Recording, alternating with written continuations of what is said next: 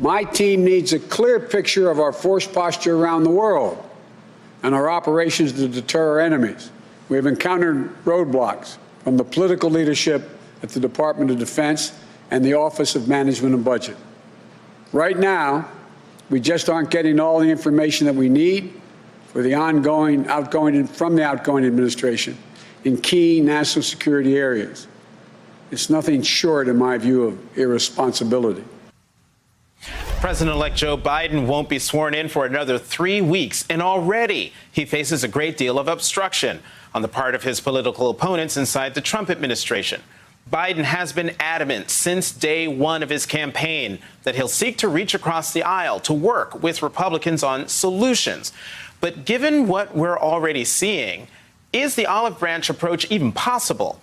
In a recent call with columnists, the president-elect told me, quote, "I haven't changed how I approach politics since I got involved. And part of it is just establishing with your opponents that if they want to play, I'm ready to fight."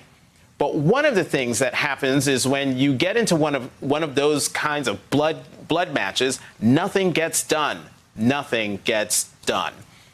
Joining us now is the Reverend Sharpton, host of MSNBC's Politics Nation and president of the National Action Network, and Elise Jordan, Time Magazine contributor and MSNBC political analyst. Thank you both for being here. Reverend Al, when I asked President-elect Joe Biden that question about olive branches of working with Republicans, I quoted Mike Tyson to him, where Mike Tyson famously said, "Everyone has a plan until they get punched in the mouth." And he pushed back hard on me as if I was the one who punched them in the mouth. But he was very convincing in trying to convince me and the rest of us on that call that he knows the punches are coming and he will be ready when they come. My question to you is, do you believe that he's ready? The same kind of exchange happened in some ways when he met virtually with the 7 National Civil Rights Group, aide representing National Action Network, saying that as we deal with these issues of criminal justice and other concerns, you're going to get pushback and we need to fight. And you've been saying publicly about reaching out, and you're reaching out to people that are adamantly opposed to things like police reform, like mass incarceration and all. And he had the same attitude that I am prepared to stand my ground in so many words. I think that Joe Biden has, in many instances in the past, been able to reach across the aisle in the Senate. And as vice president, he and President Obama was able to get some things done and was not that often bending on many things, but finding mid-ground.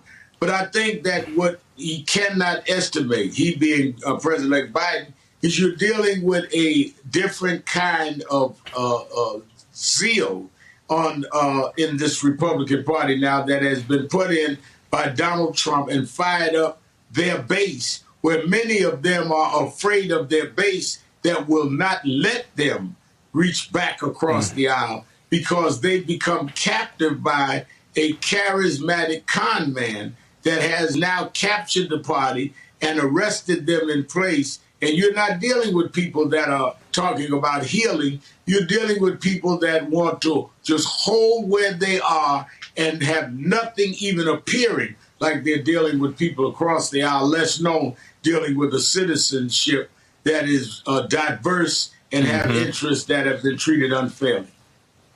Elise, do you think President-elect Joe Biden is being naive? And I ask that question because the Washington that he is about to inherit is a whole lot different from the Washington he left 4 years ago as vice president, and certainly completely different from the Washington that he lived in when he was the senator from Delaware.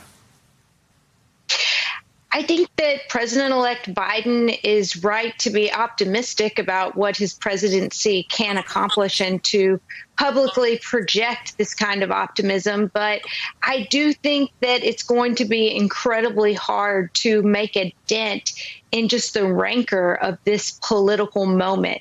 You right now have a political party that has essentially turned into a cult movement. You have representatives throwing out crazy lawsuits like the one today to try to sue Vice President Pence to not, let Joe Biden be president. It's just absolute insanity.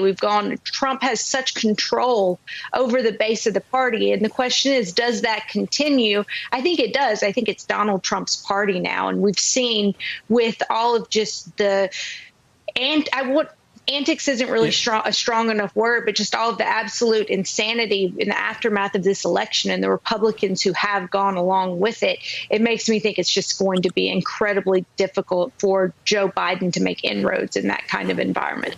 Well, hey there, I'm Chris Hayes from MSNBC. Thanks for watching MSNBC on YouTube. If you want to keep up to date with the videos we're putting out, you can click subscribe just below me or click over on this list to see lots of other great videos.